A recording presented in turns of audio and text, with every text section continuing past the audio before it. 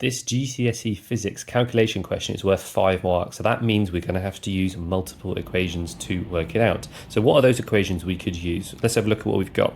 We've got a charge given to us, and we've got a potential difference, and we know that this value here, even though it might catch some people out, is the time taken. ms is milliseconds, so that's 4.0. Milli is times 10 to the minus 3, so it's that value of seconds. So we're trying to find the resistance. Now let's look at some equations for resistance and see one that can help us. Now, as you might be able to tell, none of them have charge in and none of them have time in. So we have to work something out before we can use the resistance equation. So the first thing we can do, we've got charge and we've got time. That allows us to find the current using this equation here. So charge equals current multiplied by time. The charge given to us is 0.16.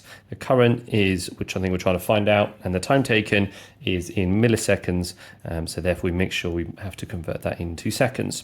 So using this, I can find the current is equal to 0.16 divided by 4 times 10 to the minus 3, and that gives me a value of 40 amps. So those are the first couple of marks of my equation already.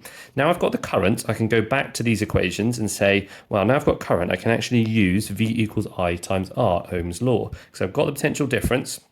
So let's put that in here, 4,800. Current I've now got is 40, and the only thing I'm trying to find is the resistance. So I can actually finish this one off quite nicely. So to get rid of a times 40, I've got to divide by it, which means I can do 4,800 divided by 40. If you put that in the answer line, that gives you 120 ohms. That's giving you full marks for this question.